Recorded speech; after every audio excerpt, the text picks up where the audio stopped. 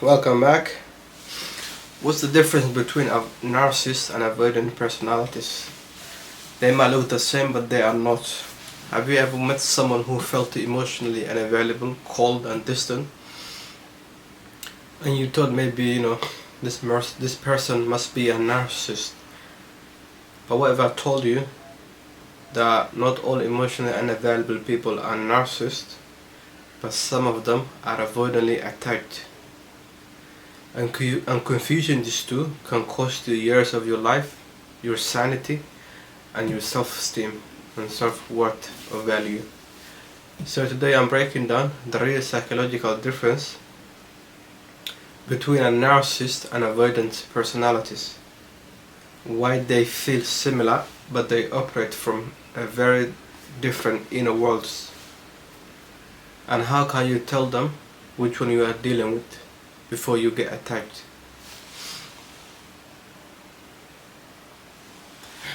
Why a lot of people confuse these two. From the outside, narcissist and avoidance can look identical, but both of them avoid emotional depth, pull away during conflicts, struggle with vulnerability, leave you feeling unseen and confused. But here is the truth. They are avoiding different things. A narcissist avoids shame, and avoiding a personality avoids dependency. And that single difference changes everything.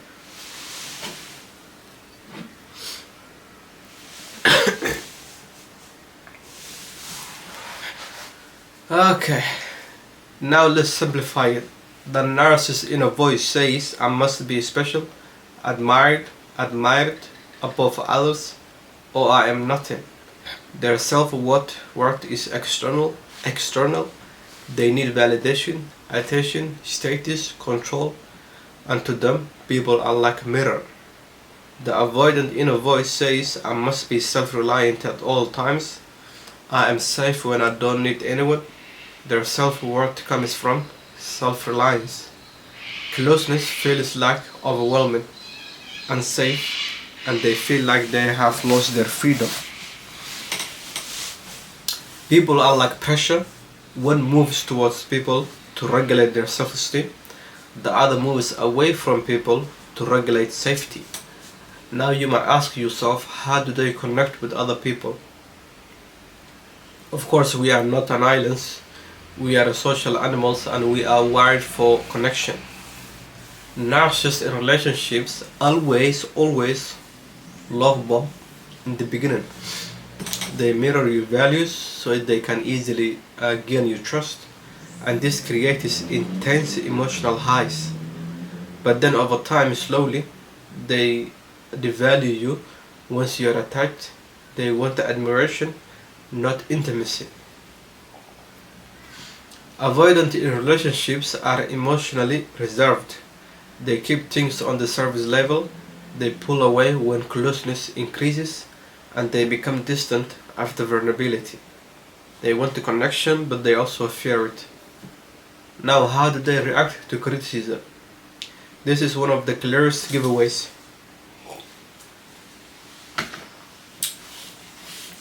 Narcissists often become defensive. When you offer constructive criticism, they don't hear feedback, they hear attack. What you see is defensiveness, justification, and blame shifted. Internally, they feel humiliated, exposed, and threatened. Instead of self-reflecting, they might blame you for their own shortcomings. They might rewrite reality, they might gaslight or interrupt in rage. Because to a narcissist, criticism is not an information. Criticism is an ego injury. It doesn't challenge their behavior, it challenges their identity.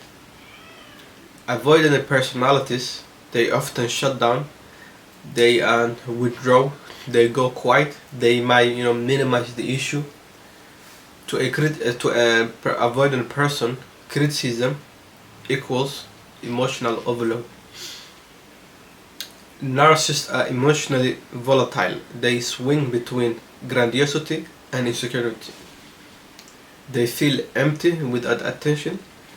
And avoidant personalities or person are emotionally numb or muted. They struggle to name feelings. They easily get overwhelmed by emotional intensity. Narcissists feel too much, and avoidants feel too little.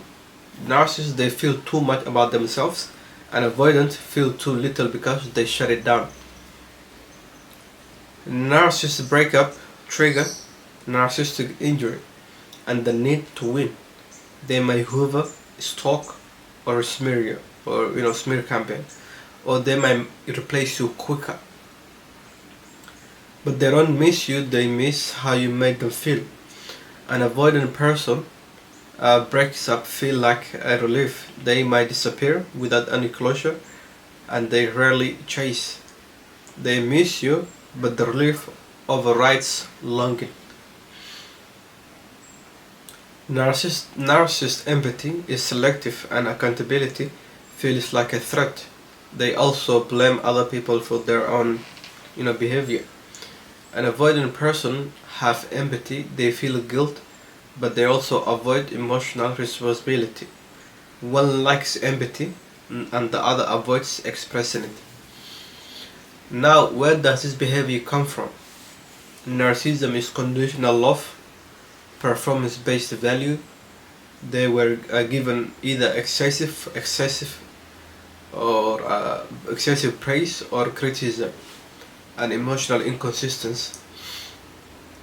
And avoidant attachment were emotionally neglected by their caregivers, discouraged vulnerability, and they were told to be strong, don't need anyone, be independent from a very young age. Both learned that it's not safe to be fully themselves. They just adapted differently. Now here is the juicy question. Can someone be both? And the question will surprise you. Yes, and this is important. Many narcissists are also avoidantly attached, but most avoidants are not narcissists. Attachment style is a strategy. Narcissism is a personality structure. Now, how can you tell the difference? First, ask yourself this. Do they need admiration or they need space? Do they need superiority or independence? Do they dominate emotions or shut them down? If they are in need of validation, most likely you are dealing with a narcissist. If they need distance, you might be dealing with an avoidant person. Here is the truth most people never hear. Narcissists fear being nothing. Avoidance fear being overwhelmed. Both of them, they fear vulnerability, but one controls and the other disappears. Now,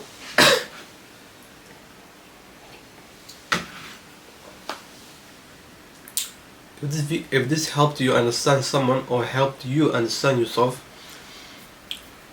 then please share this with someone who needs clarity.